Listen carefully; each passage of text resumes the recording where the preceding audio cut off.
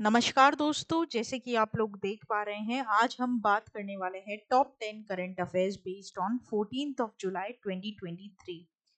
दोस्तों, जो भी नया जुड़ा है, पहली बार हमारे वीडियोस देख रहा है, मेरी दरख्वास्त है कि आप लोग सब्सक्राइब कर ले चैनल को, ताकि ऐसी रेगुलर जो हमारे वीडियोस हैं करंट अफेयर्स के, वो आपको फॉर्म में मिलते रहें अपडेटेड।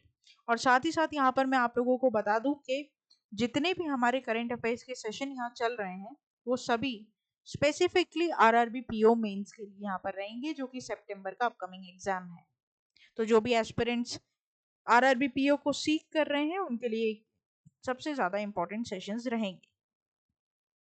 मेरा नाम है उर्वशी सिंघी, और दोस्तों आगे चलते हैं, बात करते हैं, स्टार्ट करते हैं आज की सेशन को विद न्यूज नंबर 1, जो कि क्या है यहाँ पर कि इसरो अपने एसएसएलवी को पूरी तरीके से प्राइवेट सेक्टर को ट्रांसफर कर रहा है।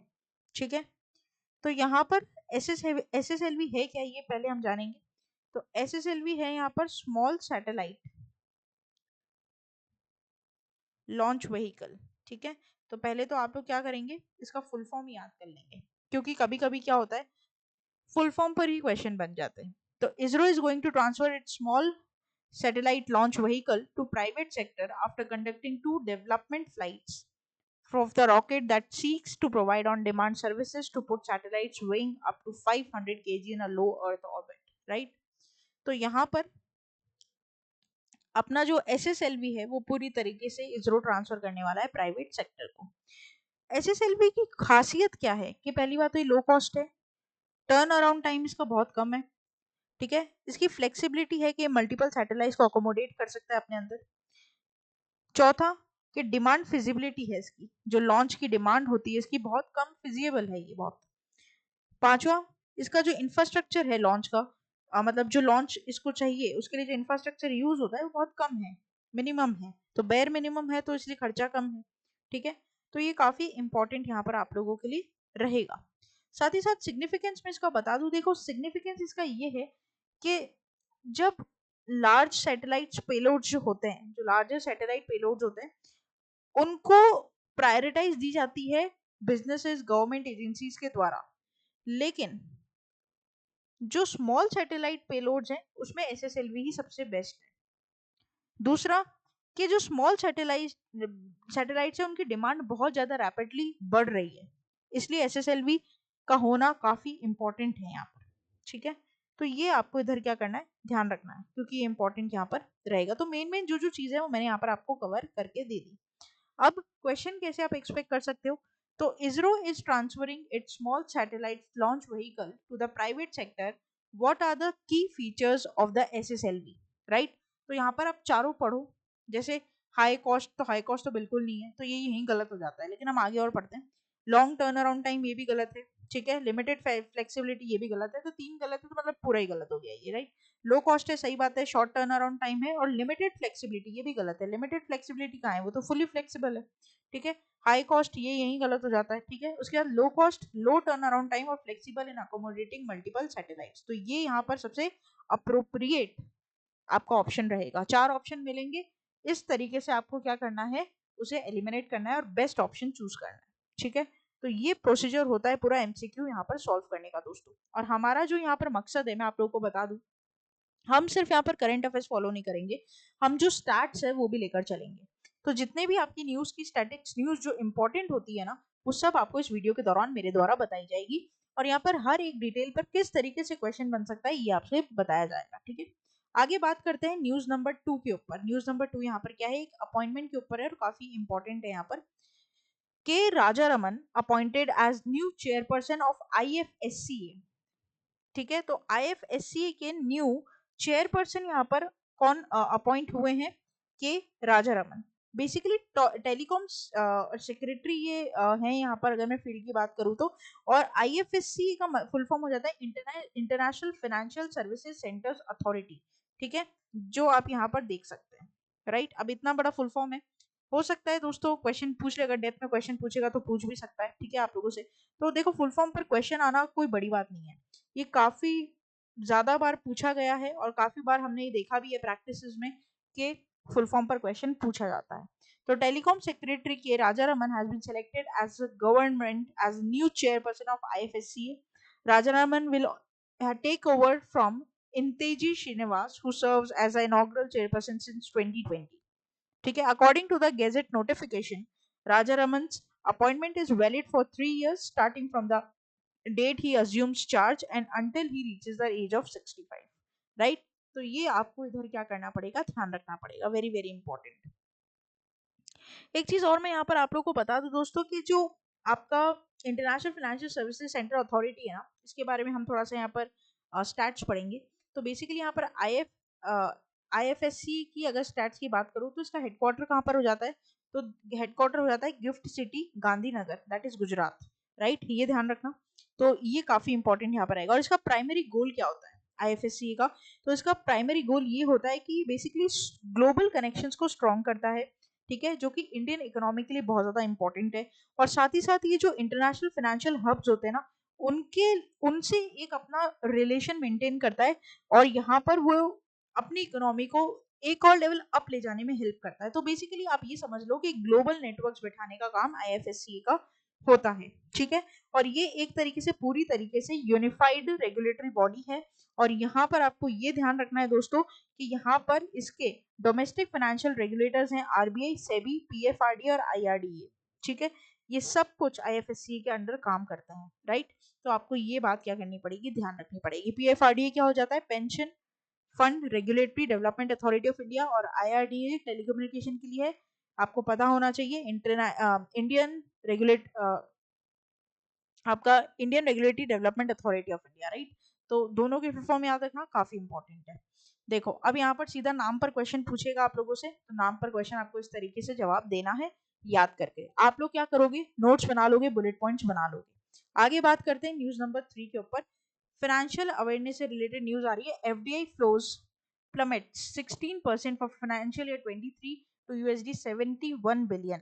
FDI क्या हो गया यहाँ पर, फॉरेन डायरेक्ट इन्वेस्टमेंट. दोस्तों मैंने आप लोगों को लास्ट सेशन में मेरे यानी कि कल के सेशन में मैंने आप लोगों को पढ़ाया था कि FDI और FPI में बेसिक अंतर क्या होता है. ठीक है, फ्रांस जो आपका जो आपका फॉरेन डायरेक्ट इन्वेस्टमेंट है और फॉरेन पोर्टफोलियो इन्वेस्टमेंट है, इनके बीच का जो बेसिक डिफरेंस है वो क्या है. ठीक है, ये मैंने आप लोगों को पढ़ाया था.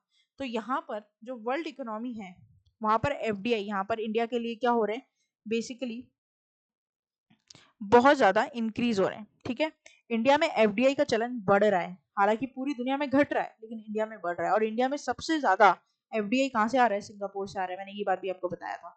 India's growth factors include large labour market, enabling policies and expanding digital economy. Right, highest FDI inflow अभी तक यहाँ पर 83.57 बिलियन का देखने को मिला है 21-22 में. और ये बढ़कर जो आपका 2023 की 2024 की बात करूँ ये बढ़ गया है. ठीक है, तो काफी इंपॉर्टेंट आपको देखने को मिलेगा. हालांकि इस साल ये अनुमानित लगाया जा रहा है कि घटेगा, लेकिन अभी तक हम यही मान के चलेंगे कि इंडिया में बाकी और रेस्ट ऑफ द वर्ल्ड से अगर कंपेयर करें तो काफी FDI यहाँ पर आ रही है, जो कि एक अच्छी बात है क्योंकि ग्रोथ करती है. राइट, तो what was the total FDI inflow received by India in financial year 2023, तो दैट इज 70.97 बिलियन. राइट, थोड़ा सा इसको आप क्या करेंगे, कंसिडर करेंगे. आगे बात करते हैं न्यूज नंबर 4 के ऊपर. Now the centre has cancelled the foreign contribution registration act licence of Sadbhavana trust. तो यहाँ पर बेसिकली सद्भावना ट्रस्ट जो है बेसिकली यहाँ पर NBFC है. राइट, तो यहाँ पर इसने क्या कर दिया है, उसके लाइसेंस को रद्द कर दिया है. किसने, FCRA ने सद्भावना ट्रस्ट के लाइसेंस को यहाँ पर रद्द कर दिया है. क्या है ये, तो union government has cancelled the FCRA license of Sadbhavna Trust, a Delhi-based non-governmental organization, that is NGO, right? And that has been actively working on empowered Dalit and Muslim women. This cancellation prohibits the trust of receiving for utilization foreign grants, and one of the cited violations of FCRA is the trust failure to open the FCRA bank account in the designated State Bank of India in New Delhi, according to the officials. तो यहाँ पर आप किसी भी तरीके का state bank of India में FCRA account ये नहीं खोल पाएंगे. ठीक है, और यहाँ पर इन्हें किसी भी तरीके का फॉरेन ग्रांट नहीं मिलेगा. ठीक है, तो यहाँ पर पूरी तरीके से क्या हो चुका है, ये कैंसिल हो चुका है इनका जो लाइसेंस था. आपको ये ध्यान रखना है. मेरे को FCRA के बारे में आपको बताना चाहिए कि क्या है ये FCRA. देखो FCRA जो है वो इंडियन लेजिस्लेशन है जो कि क्या करता है, फॉरेन कंट्रीब्यूशन को, डोनेशंस को ऑर्गेनाइजेशंस जो हैं इंडिया में उनके बिहाफ में एक्सेप्ट करता है। जैसे सपोज करो कि एक एनजीओ है, ठीक है, मान लो जो XYZ एक एनजीओ है, उसने अमेरिका से एक डोनेशन पाया। मान लीजिए अमेरिका का एक बंदा है मिस्टर ए ने इसको मान लीजिए 10 लाख रुपए, ठीक है, अमेरिकन डॉलर्स में और इंडियन INR में 10 लाख रुपए डोनेट किए। तो वो डायरेक्टली इनको डोनेट नहीं कर सकता, उसको पहले FCRA अकाउंट जो है इसका उसमें डोनेट करना पड़ेगा, ठीक है, उसके बाद वो यहाँ पर जाएगा। तो आपको ये ध्यान रखना है। तो अब यहाँ पर जब FCRA खुद ही एक्सेप्ट नहीं करेगा उसके नाम से, तो उनके पास जाएगा भी नहीं। अंडरस्टूड? तो ये होती है कहानी यहाँ पर। अच्छा, इसका फॉर्मेशन कब हुआ था दोस्तों? तो ध्यान रखना 1976 में FRA का फॉर्मेशन हुआ था। और जो फॉरेन फंड्स आते हैं ना, उनको और स्ट्रॉन्ग करने के लिए इसका फॉर्मेशन किया गया था। इसका बेसिक ऑब्जेक्टिव भी यही है कि ये जितने भी कंट्रीब्यूट जो ये डोनेशंस होते हैं ना, फॉरेन डोनेशंस, उनको कंट्रीब्यूट करता है ये, ठीक है, और इंडिया की इंटीग्रिटी, सोवरेनिटी और नेशनल इंटरेस्ट को बनाए रखता है। दूसरी बात, इस पर गवर्निंग अथॉरिटी कौन सी, ये एक बड़ा क्वेश्चन यहाँ पर बनेगा। तो FCRA की जो गवर्निंग अथॉरिटी है ना दोस्तों, वो होती है आपकी मिनिस्ट्री ऑफ होम अफेयर्स, ठीक है, मोहा। तो मिनिस्ट्री ऑफ होम अफेयर्स आपकी यहाँ पर क्या रहेगी, इसकी गवर्निंग अथॉरिटी रहेगी, ये आपको ध्यान रखना है। और इसका रजिस्ट्रेशन कौन कौन, मतलब क्या क्या ऐसी ऑर्गेनाइजेशन है इंडिया में जो इसके अंडर रजिस्टर करती है, वो है आपकी charitable institutions, NGOs, educational institutions, political parties, ठीक है। और इसका जो एक लाइसेंस है वो कितने साल तक वैलिड रहता है? 5 साल तक। 5 साल के बाद वापस से रिन्यू करवाना पड़ता है, ठीक है। तो ये आपको ध्यान रखना पड़ेगा। एलिजिबिलिटी क्राइटेरिया क्या है? तो यहाँ पर बेसिकली 3 साल तक वो वर्क करने चाहिए। वो जो एलिजिबिलिटी क्राइटेरिया हर समय बदलता रहता है, बट हम ये बात जरूर ध्यान रखेंगे दोस्तों कि यहाँ पर किसी भी तरीके से नेशनल हार्मनी, नेशनल ट्रस्ट ये ना टूटे। FCRA बस ये ध्यान रखता है। तो यहाँ पर सद्भावना ट्रस्ट का FCRA ने लाइसेंस कैंसिल कर दिया और अब वो किसी भी तरीके से फॉरेन ग्रांट्स को नहीं ले सकता, ठीक है। अब मेरे को लगता है आपको पूरी कहानी समझ में आ गई होगी। तो which NGO recently had its FCRA licence cancelled by the union government? तो करेक्ट हो जाएगा आपका सद्भावना ट्रस्ट, ठीक है। आगे बात करते हैं न्यूज नंबर 5 के ऊपर। Ministry of Education releases report on performance grading index 2.0 for states UTs for the year 21-22। दोस्तों, Indian education system, one of the largest globally with millions of school teachers, students from the diverse background, यहाँ पर ministry of education ने PGI, ठीक है, performance grading index को perform किया है सारे यूनियन टेरिटरीज में और स्टेट्स में। अब बेसिकली ये लोग क्या करते हैं, इवेल्युएट करते हैं कि भैया सबसे अच्छी पढ़ाई किस स्टेट की है, कौन सी यूनियन टेरिटरी की है, राइट। तो यहाँ पर PGI का यही काम है कि वो हर स्टेट और यूनियन टेरिटरीज की रिपोर्ट इकट्ठी करता है और फिर उसमें ओवरऑल स्कोर यहाँ पर बताता है। तो हम आपको ओवरऑल स्कोर यहाँ पर जरूर बताएंगे, ठीक है। तो नेशनल एजुकेशन पॉलिसी 2020 में जो आई थी, NEP 2020, नया एजुकेशन, जिसमें आपका CSET वगैरह SDG गोल्स हुआ था, UDISI प्लस हुआ था, तो ये आपको इधर ध्यान रखना है ना। तो सबसे पहले तो यहाँ पर देखो, सिंपल बात मैं आप लोगों को बता दूं कि इनकी जो ऑब्जेक्टिव है वो क्या है कि मल्टी प्रोंग्ड इंटरवेंशन यहाँ पर रहनी चाहिए और बहुत अच्छी पढ़ाई इंडिया की होनी चाहिए, ये इनका है। अभी हालांकि इनकी रिपोर्ट निकल कर नहीं आई है यहाँ पर पूरी तरीके से, अभी जस्ट रिलीज हुआ है PGI 2.0, तो अभी चल रही है इनकी तहकीकात कि भैया कौन सी स्टेट सबसे अच्छा कर रही है ना। तो यहाँ पर कितने इंडिकेटर्स पर ये लोग चेक करेंगे, PGI 2.0 के स्ट्रक्चर में कितने इंडिकेटर्स हैं? तो 73 इंडिकेटर्स पर एक स्कूल जज होगी। तो आप मतलब लगा सकते हो कि भैया टाइम लगेगा इसमें, है ना। तो इसकी रिपोर्ट और इंडिसेस का डेफिनेटली हम वेट करेंगे। आगे बात करते हैं न्यूज नंबर 6 के ऊपर। NHB ऑपरेशनलाइजेस 10,000 crore urban infrastructure development fund. NHB यहाँ पर क्या हो गया? National housing bank, right. तो यहाँ पर NHB 10,000 करोड़ का अर्बन इंफ्रास्ट्रक्चर फंड को ऑपरेशनलाइज करेगा, ठीक है। काफी इंपॉर्टेंट है इसके बारे में डेफिनेटली पढ़ना चाहिए। जिस तरीके से सद्भावना के बारे में पढ़ा, इसके बारे में भी हम पढ़ेंगे क्या है ये। तो national housing bank has announced the operationalisation of 10,000 crore urban infrastructure development fund for this year's budget. Now it will going to facilitate in tier 2 and tier 3 cities, right। तो ये ध्यान रखना कि tier 2 tier 3 अब एक ही सिटी में नहीं होगा, ये ध्यान रखना। बेसिकली tier 2 tier 3 सिटीज में, अलग अलग सिटीज में ये होगा।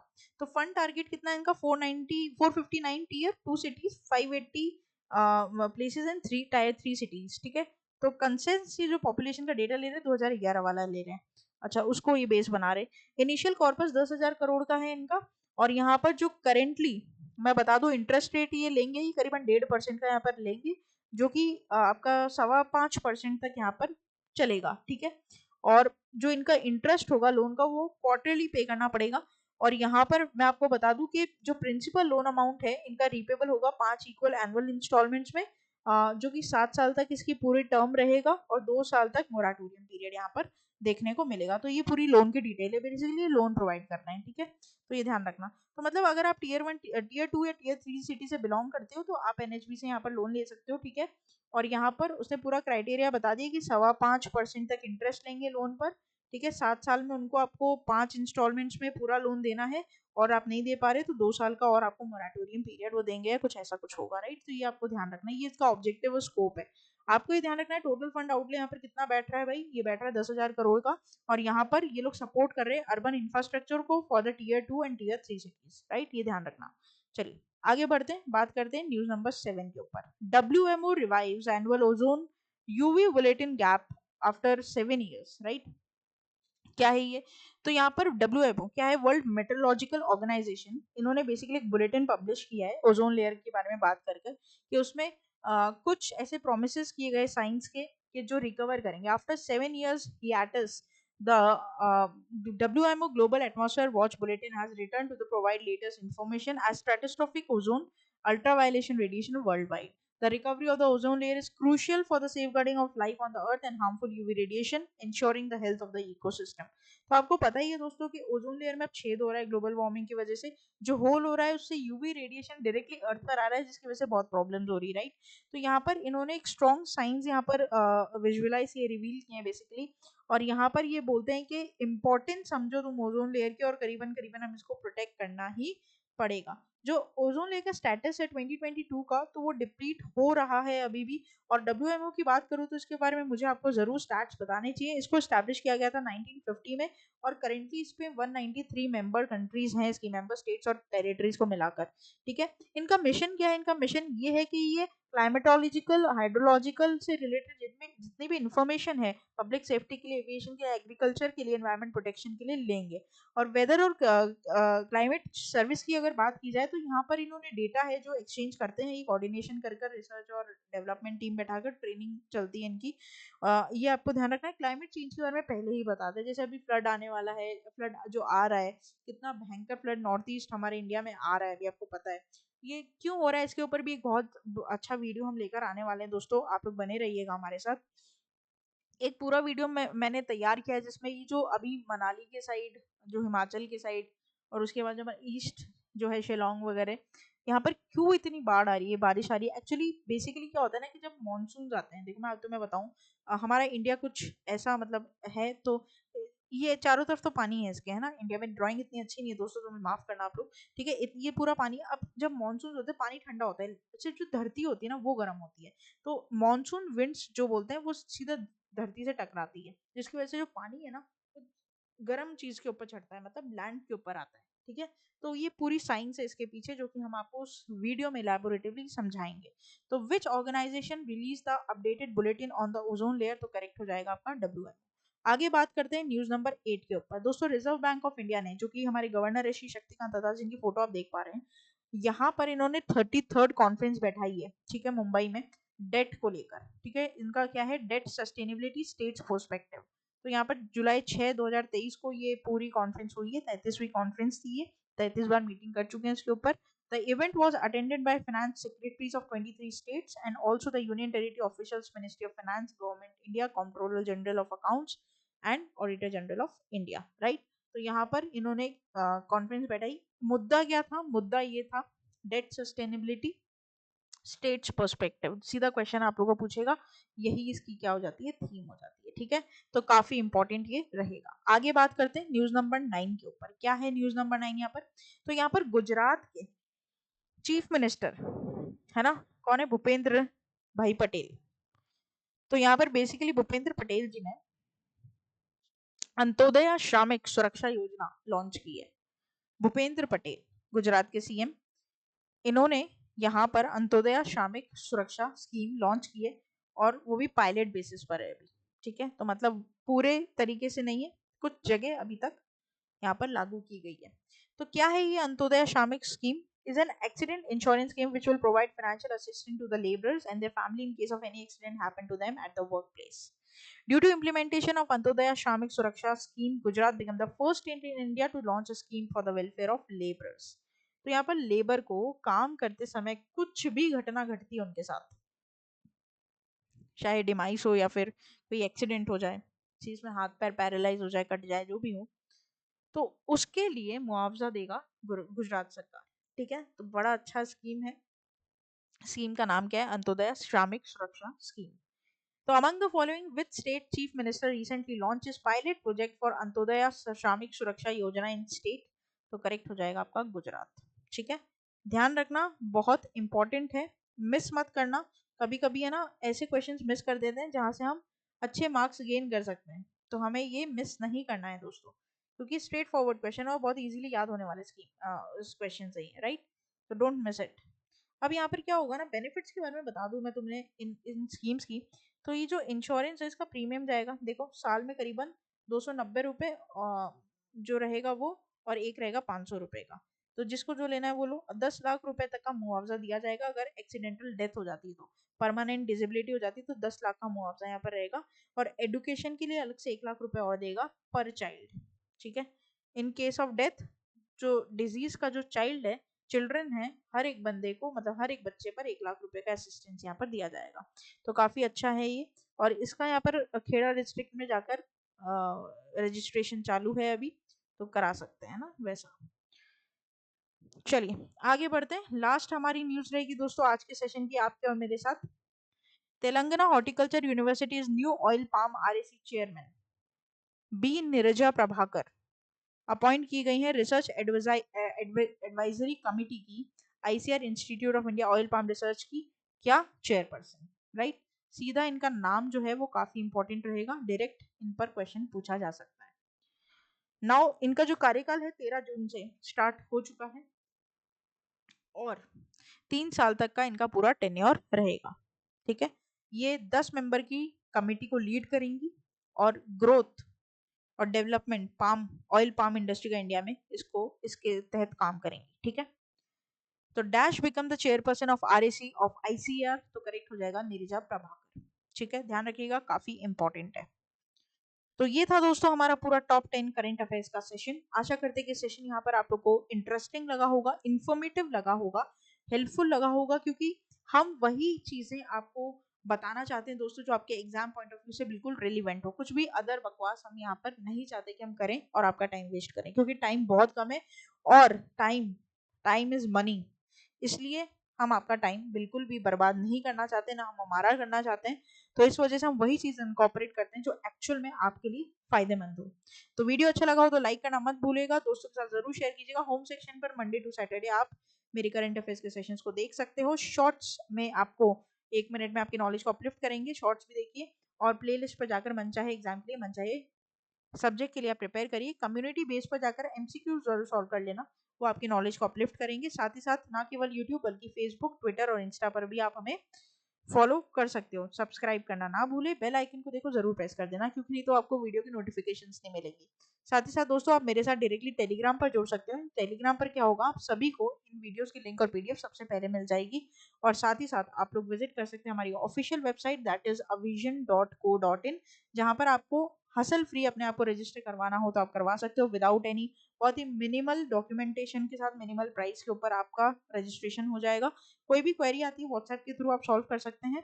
और live classes, test series, prime membership को अटेंड करना ना भूलिए, ये बहुत फायदेमंद होंगे आपके एग्जाम पॉइंट ऑफ व्यू तक। ठीक है, और देखते रहिए, जुड़े रहिए और बने रहिए आगे आने वाले और फ्रूटफुल सेशंस के लिए। तब तक के लिए दोस्तों विश्राम देते हैं इस वीडियो को यहीं पर ही। Thank you so much and have a nice day.